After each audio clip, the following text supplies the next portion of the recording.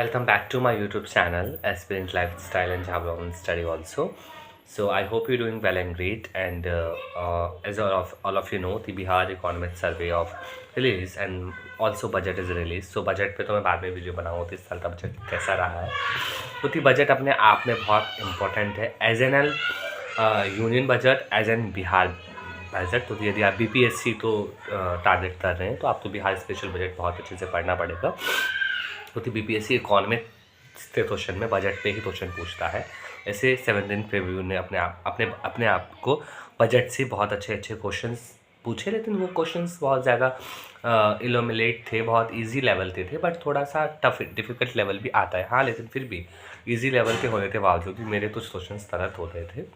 तो थी lack of the revision. तो थी लैक ऑफ द रिवीजन जब होगी तो आपने क्वेश्चन चला जाए। तो आज की वीडियो में हम बजट से पहले बिहार इकोनॉमिक सर्वे के बारे में जानते हैं कि बिहार में कौन कैसे रहता है, कितना सेक्टर पे कौन सा लाया जाता है। As all of you know, Bihar अपने आप में बहुत रूरलाइजेशन है, अर्बनाइजेशन नहीं है। बिहार में बहुत प्रतिशत व्यक्ति बिहार के ग्रामीण क्षेत्र में रहते हैं, शहरी क्षेत्र में नहीं रहते हैं। आप देखते हैं, आप तक गाँव आप जाते हैं, जैसे मेरा गाँव मधुबनी में है।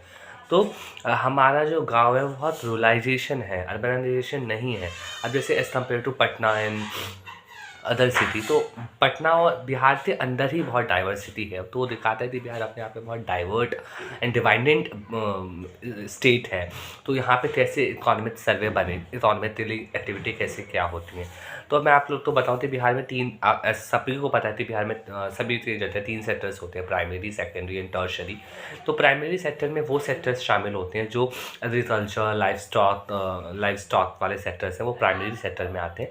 Now the move of secondary sector, तो सेकेंडरी सेक्टर में वो सेक्टर्स आते हैं जहाँ पे इंडस्ट्री हो या तो मैन्युफैक्चरिंग स्किल्स पे काम हो रहा, वो सेक्टर में आते हैं सेकेंडरी सेक्टर में। और वहीं पे टर्शरी सेक्टर है सर्विस सेक्टर, मतलब जॉब, जहाँ पे जॉब अप्लाई के लिए होते हैं। ऐसे आप लॉयर बोल सकते हैं, जहाँ पे हम सेवा देते हैं, जहाँ पे हम सर्विस देते हैं, जैसे lawyer, I am a teacher and doctor, engineer, IAS IPS officers, ये सब क्या है ग्रुप, ऐसे ग्रुप डी करते जितने भी कर्मचारी होते हैं वो टर्शरी सेक्टर में आते हैं, सेवा क्षेत्र में आते हैं। मैं आप लोग तो बताऊँ कि बिहार में सबसे बड़ा रिसोर्स जो है, सबसे बड़ा थी बिहार के पास सबसे बड़ी चीज़ क्या है, तो बिहार के पास सबसे बड़ी रिसोर्स है ह्यूमन रिसोर्स। ये बहुत प्लस पॉइंट है। लेकिन फिर नेगेटिव पॉइंट क्या है कि बिहार तो थी अपने आप में, जब उसके पास सबसे ज़्यादा ह्यूमन रिसोर्स है, ह्यूमन रिसोर्स का मतलब है कि 15 साल से 55 साल तक की जो एज ग्रुप है वो बहुत ज़्यादा है बिहार में। लेकिन इसका मतलब है कि कार्य कुशल लोग हैं, लेकिन कुशल लोग नहीं है, टेक्निकल व्यक्ति नहीं है बिहार में जैसा बताया जाता है। तो यदि हम उसी तरीके डेमोग्राफिकली देते बिहार, तो यदि हम डेमोग्राफिकली एक स्ट्रक्चर बिहार का देते तो बिहार का पता चलता है हमें कि बिहार में ह्यूमन रिसोर्स तो पाया जा रहा है, बहुत ज़्यादा ह्यूमन रिसोर्स है, लेकिन वहीं पे फिर डिवाइडेंट करें डेमोग्राफिक के बेस पे तो जॉब प्लस ह्यूमन कैपिटल कैसा है।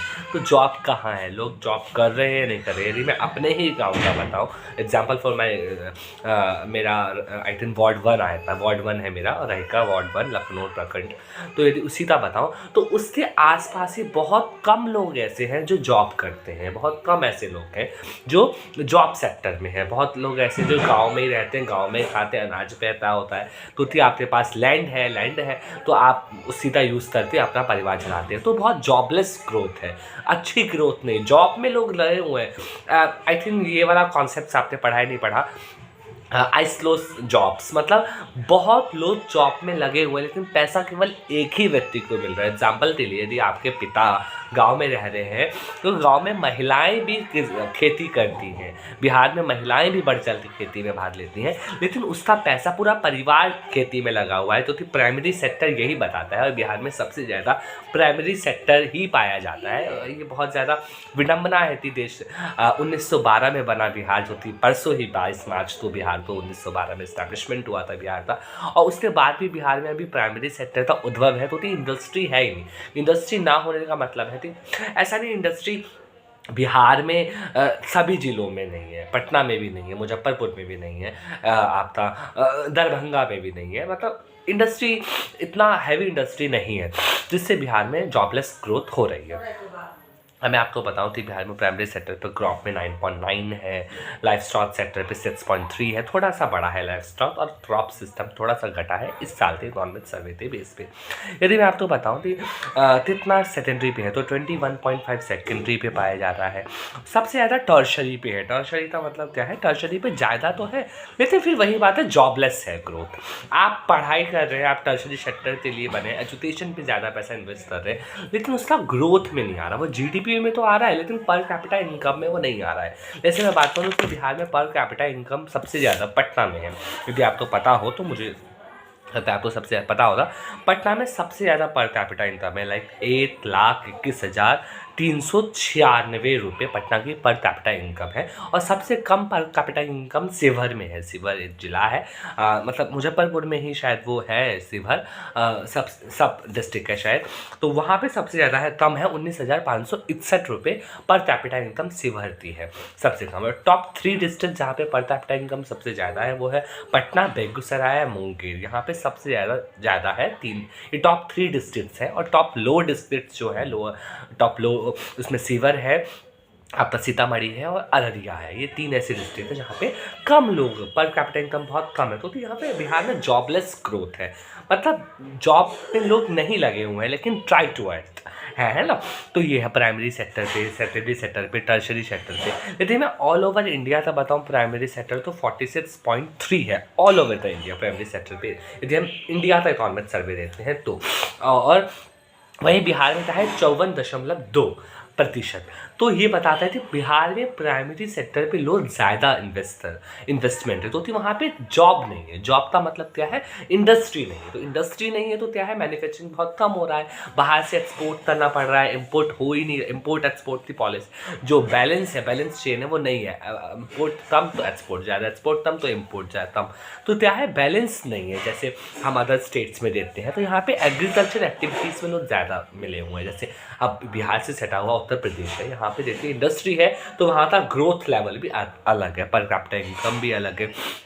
वहीं पे हम सेकेंडरी सेक्टर की बात करें तो 24% है, तो बिहार में वही कम है, 23.6 है, लेकिन बिहार में इंडस्ट्री का ऑलसमेंट नहीं है। और वहीं पे हम ऑल इंडिया बात टर्शरी सेक्टर की तरह तो यहाँ पे 29.7 है, और बिहार में ऑनली 22.2 है। तो यहाँ पे लोग यहाँ पे health, education and the service, ये तीनों चीज़ ह्यूमन कैपिटल के लिए बहुत ज़रूरी है, ये तीनों चीज़ बहुत कम है।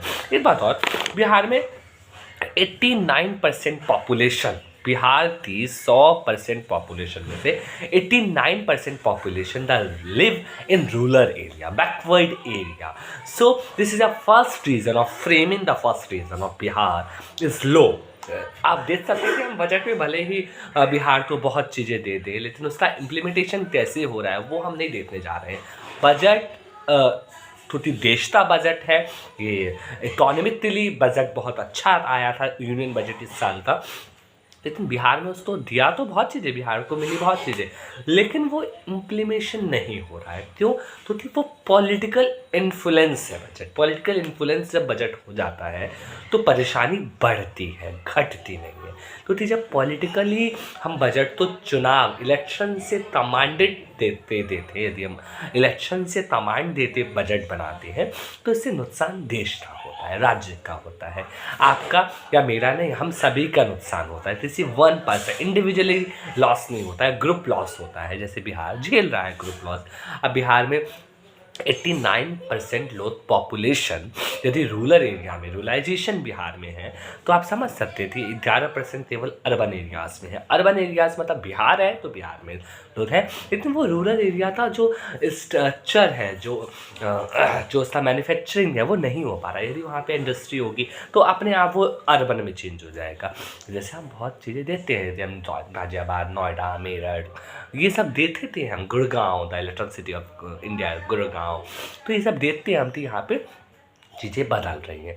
तो यदि आप तो पर कैपिटा इनकम आपने देख ही ली थी, जीडीपी ग्रोथ कितनी है, पर कैपिटा इनकम ग्रोथ कितनी है, तो उससे पता चलता है कि बिहार अपने आप में बहुत रिच था, लेकिन अब वो पुअर हो गया।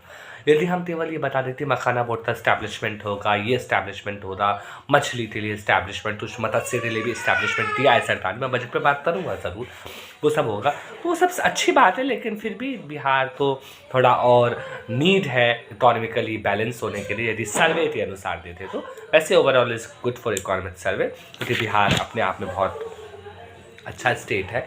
तो इंडस्ट्री बैकवर्ड तो दूर करना बहुत ज़रूरी है बिहार में, जो मुझे लगता है, और इकोनॉमिक सर्वे भी बता रहा है। बाकी तो देखते हैं क्या होता है क्या नहीं होता है। तो ये मेरी वीडियो थी आज के बिहार इकोनॉमिक सर्वे पे। बहुत शॉर्ट वीडियो बनाई है मैंने बिहार इकोनॉमिक सर्वे पे, क्योंकि क्वेश्चंस यहीं से पूछे जा रहे हैं। यदि आप मेंस में प्रैक्टिस करते हैं तो यहीं से पूछे जाएंगे। प्रीलिम्स में इकोनॉमिक सर्वे से क्वेश्चंस बहुत कम आते हैं, मेंस परस्पेक्टिव से क्वेश्चन ज़्यादा आते हैं। जो प्रैक्टिस फॉर बजट पे हम कल वीडियो बनाएंगे, तो बजट पे क्वेश्चंस तो मेंस प्रीलिम्स में बहुत अच्छे आते हैं। अब बजट से इससे इकोनॉमिक सर्वे से क्वेश्चन ये आएगा कि पर कैपिटा इनकम सबसे ज़्यादा कौन से जिले में, पटना, सबसे कम सेवर, ऐसे स्टेटमेंट बेस्ड क्वेश्चन आते हैं। लेकिन बजट से थोड़े कॉन्सेप्चुअल क्वेश्चन आते हैं, जो इस साल भी देखे गए कि सबसे कम पैसा कहाँ खर्च किया गया। जैसे सस्टेनेबल डेवलपमेंट था, वहाँ सबसे कम पैसा खर्च हुआ। तो देखते हुए बात करेंगे बजट के ऊपर, और आगे मिलते रहिए, ब्लॉग्स को प्यार देते रहिए। Stay tune and God bless you and best of from exams for जो भी आप देने वाले हैं। Thank you.